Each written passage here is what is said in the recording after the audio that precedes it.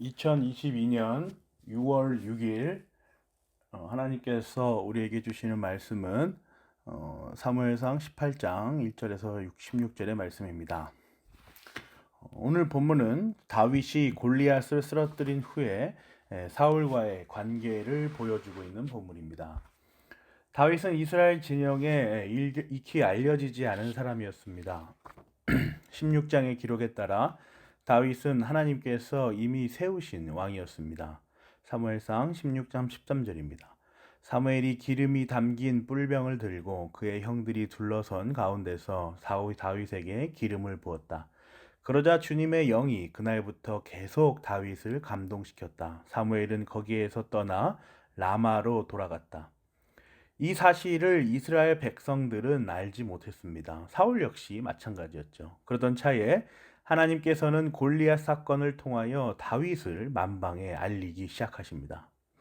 이제 곧 하나님께서 세우신 왕인 다윗의 이름이 이스라엘의 역사에 올라가기 시작한 것이죠. 사울은 이 사실도 모른 채 다윗에게 온 마음을 쏟습니다. 또한 그의 아들 요나단도 다윗에게 자기 목숨을 아끼듯이 잘 대접합니다. 사울은 그날로 다윗을 자기와 함께 머무르게 하고 다시 아버지의 집으로 돌아가지 못하게 하였다. 요나단은 제 목숨을 아끼듯이 다윗을 아끼어 그와 가까운 친구로 지내기로 굳게 언약을 맺고 자기가 입고 있던 겉옷을 벗어서 다윗에게 주고 칼과 활과 허리띠까지 모두 다윗에게 주었다. 다윗은 사울이 어떤 임무를 주어서 보내든지 맡은 일을 잘 해냈다. 그래서 사울은 다윗을 장군으로 임명하였다. 온 백성은 물론 사울의 신하들까지도 그 일을 마땅하게 여겼다.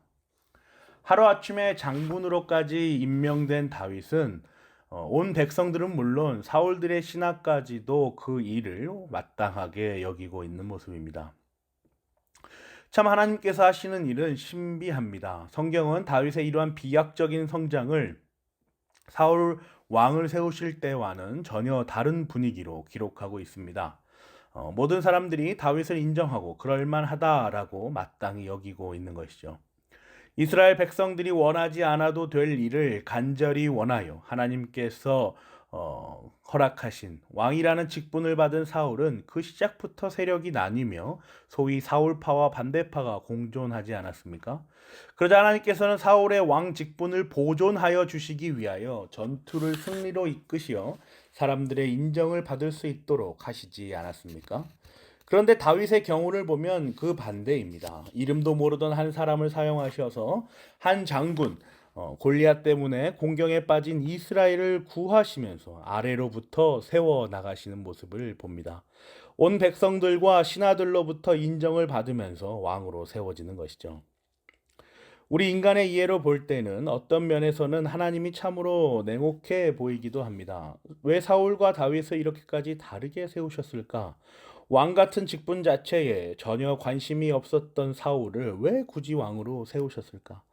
하나님의 주권적 선택이며 일하심입니다. 그래서 우리는 우리의 삶을 돌아보며 하나님의 주권적 선택이 어떻게 우리 삶 가운데 이루어지는지를 묵상합니다. 하나님께서 나를 어떻게 인도하시는가를 삶 전반에 그리고 하루하루 순간순간마다 살피고 있는 것이죠. 성경이 우리에게 지금도 유효한 까닭이 무엇입니까? 바로 하나님의 사역의 방법을 알아가고 묵상하기 위함이 아닙니까? 늘 성찰하는 자세, 돌아보림의 마음이 우리에게 있어야 하는 것이죠.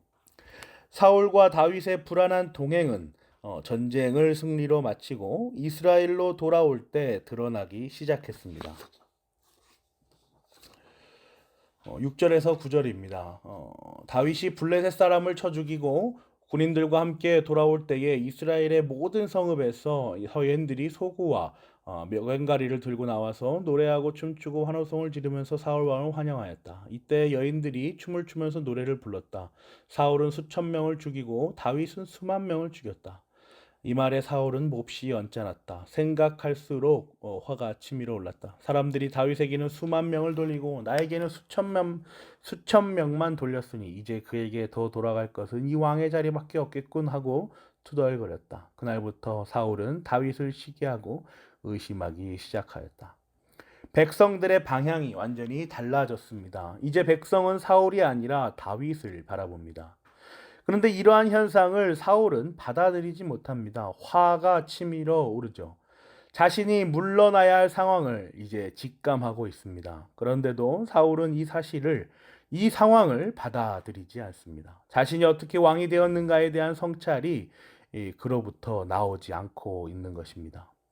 하나님께서는 모든 인간의 자유와 의지를 꺾지 않으십니다. 그대로 운용되도록 놔두십니다. 반복적으로 기회를 주시죠.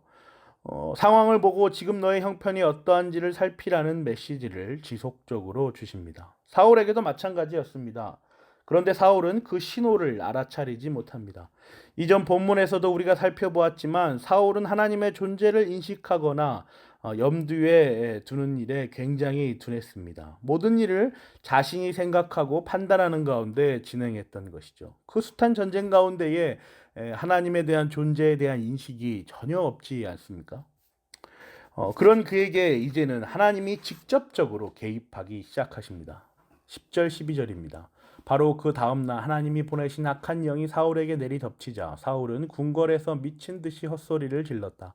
다윗은 여느 날과 같이 수금을 탔다. 그때의 사울은 창을 가지고 있었는데 주님께서 자기를 떠나 다윗과 함께 계시는 것을 안 사울은 다윗이 두려워졌다. 10절과 12절에 보시면 하나님께서 악한 영을 보내시고 이제는 하나님이 떠났다는 사실을 사울이 알게 하십니다. 그런데 사울이 이 사실을 알았음에도 불구하고 오늘 본문 어디에도 사울은 하나님께 납작이 엎드리는 모습을 보여주지 않습니다. 오히려 다윗을 두려워하고 시기와 질투로 그를 괴롭히고 쏟아내기 시작합니다. 하나님이 자신을 떠나셨다는 것에 대해서 일체 성찰의 모습을 보여주고 있지 않습니다. 명확하게는 하나님이 자신을 떠나신 것에 대하여 두려워하여야 하는데 떠나신 하나님이 다윗에게 임하여 있다는 사실로 두려워하고 있습니다. 두려움의 대상이 완전히 어긋나 있는 것이죠. 안타까운 모습입니다. 반면 다윗은 승승장구의 삶을 이어갑니다. 전쟁마다 승리하고 온 백성들에게 인정을 받지요. 사랑하는 고향저에게 성도 여러분, 오늘 말씀은 오늘날 우리에게 어떠한 교훈을 전달하여 줍니까? 사울과 다윗의 대조되는 모습을 통하여 우리는 사울처럼 살지 않아야겠다. 다윗과 같이 살아야겠다라는 다짐을 할 수도 있습니다. 구약의 시대를 살아갔던 이들의 삶 전반을 통하여 성경은 오늘날 현대를 살아가는 우리에게 이러한 실천적인 교훈을 분명히 보여주고 있습니다. 그런데 한번 하나님의 관점에서 생각하여 보세요. 우리는 성도로서 우리의 관점, 인간의 관점, 세상의 관점을 생각하는 것을 넘어서서 하나님의 관점에서 하나님과 교제할 줄 알아야 합니다. 인간의 관점, 세상의 관점은 무조건 하지 말아야 한다.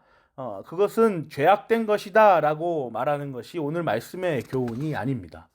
인간으로 태어난 걸 어쩌겠습니까? 세상 속에서 살아가야 하는 그 책임과 의무가 있음을 어쩌겠냐라는 것이죠. 하나님께서 이렇게 창조하신 것이 아니냐라는 겁니다.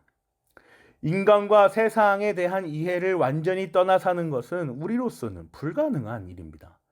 그런데 오늘 말씀을 보세요. 하나님께서는 택하신 자와 유기하신 자의 모습을 분명하게 명명백백하게 보이시죠. 우리는 이 관점을 이해해야 합니다.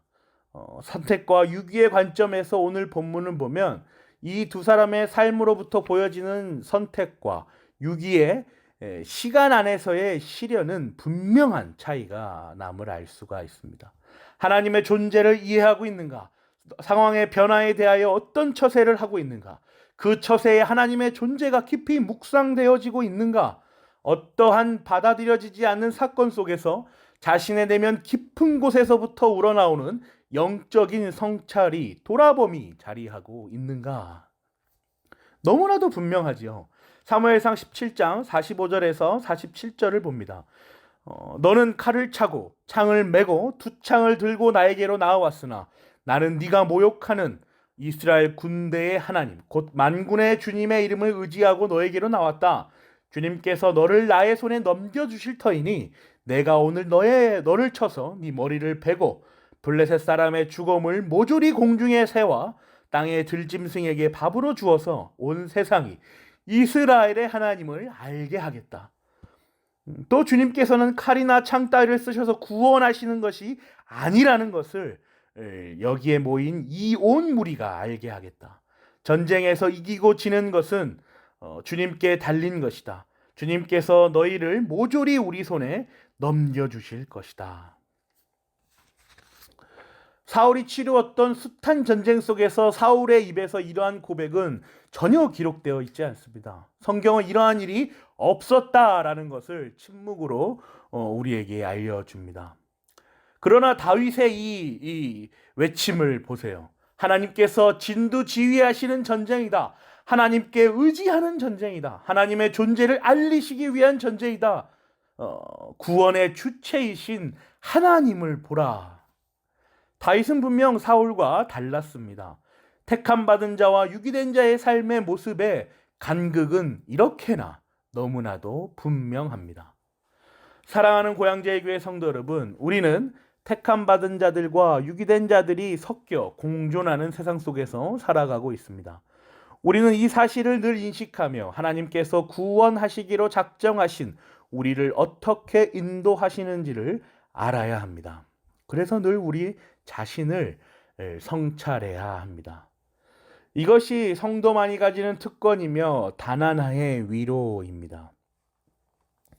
우리 고향제일교회 영적 공동체 모두가 하나님의 관점에서 세상을 바라볼 줄 아는 이 귀한 특권을 누리며 삶을 성찰하시기를 간절히 기도합니다.